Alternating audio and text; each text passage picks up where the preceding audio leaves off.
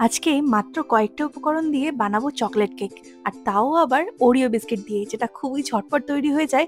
আর বাচ্চা থেকে বড় সবার কিন্তু এই কেকটা খেতে ভীষণই ভালো লাগবে। তাহলে চলো রেসিপিটা শুরু করি। তো প্রথমে কেক বানানোর জন্য যেটা লাগবে সেটা হলো এই ওরিও বিস্কিট। আমি এখানে 1 প্যাকেট ওরিও বিস্কিট নিয়েছি। এবার এই প্যাকেট থেকে বিস্কিটগুলোকে বার করে হাত দিয়ে দিয়ে প্রথমে ছোট ছোট টুকরো করে নিচ্ছি। তারপর একটা মিক্সিং জারের মধ্যে সমস্ত বিস্কিটগুলোকে দিয়ে এর মধ্যে দিয়ে দেবো 1 চামচের মতো চিনি। এটা একদমই স্বাদ অনুযায়ী। তারপর এটাকে ফাইন পাউডার বানিয়ে নিচ্ছি। এবার এই বিস্কিটের মিক্সচারটাকে একটা পাত্রের মধ্যে ঢেলে অল্প অল্প করে দুধ দিয়ে একটা ব্যাটার রেডি করে নেব। খুব বেশি কিন্তু পাতলা ব্যাটার করব না, একদম মিডিয়াম ব্যাটার করব।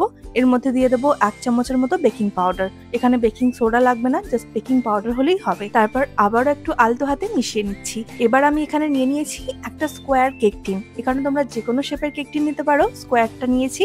এর মধ্যে একটা বাটার পেপার দিয়ে তার মধ্যে একটু অয়েল ব্রাশ করে দিচ্ছি। এবার এই অয়েল ব্রাশ করা কেক টিনের মধ্যে কেকের সমস্ত ব্যাটারটাকে দিয়ে হাত দিয়ে একটু কিচেন বোর্ডের ওপরে ট্যাপ করে নিচ্ছি, যাতে এই ব্যাটারের মধ্যে কোনো এয়ার বাবলস না থাকে।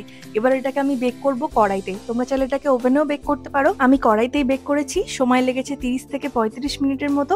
এটা কিন্তু টেম্পারেচারের উপর ডিপেন্ড করে কম বেশি সময় লাগতে পারে। আর এই কেকটা কড়াইতে বেক করলে একটা কথা মাথায় রাখবে, কড়াইটা কিন্তু আগে থেকে 15 মিনিটের জন্য প্রিহিট করে নেবে, তারপরই কেকটা বেক করবে। তো এবার আমি কেকটাকে ডিমোল্ড করে নেব। ভালোভাবে ঠান্ডা হয়ে গেলে তারপরে ডিমোল্ড করব। আর এখানে তোমাদেরকে দেখাই কেকটা কতটা সফট হয়েছে।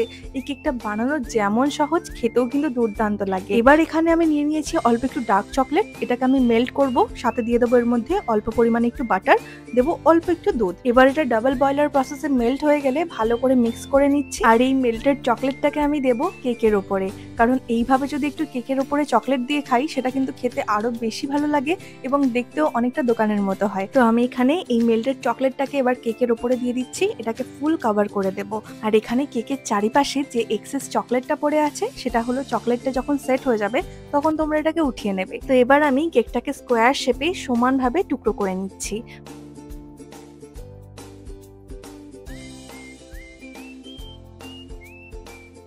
তো দেখতেই পাচ্ছ এখানে আমার টুকরো করা হয়ে গেছে। এবার কেকটার ওপর থেকে একটু সাজানোর জন্য আমি অল্প একটু আমন্ড কুচি দিচ্ছি। এখানে চাইলে তোমরা যে কোনো ড্রাই ফ্রুটস ইউজ করতে পারো, বা চাইলে চেরি থাকলে সেটাও দিতে পারো। এইভাবে সাজিয়ে নিচ্ছি যাতে দেখতে কিন্তু অনেকটাই দোকানের মতো লাগে। দেখো আমার সাজানো একদম কমপ্লিট হয়ে গেছে।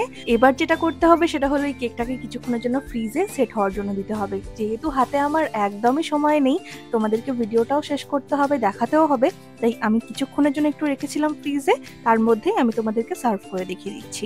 কেকটা ভীষণ ভালো হয়েছে খেতে, তোমরা অবশ্যই একবার ট্রাই করে দেখো। ওরিও বিস্কিট দিয়ে খুবই ঝটপট এই কেকটা বানিয়ে কিন্তু বাচ্চাদেরকে তোমরা দিতেই পারো, সাথে বড়দেরও কিন্তু খুবই ভালো লাগবে। আজকের জন্য তাহলে রেসিপিটা এখানেই শেষ করছি। দেখা হবে আবারও কাল নতুন রেসিপি নিয়ে। ততক্ষণ সবাই খুব ভালো থেকো, আর প্লিজ চ্যানেলটাকে সাবস্ক্রাইব করে দিও। টাটা।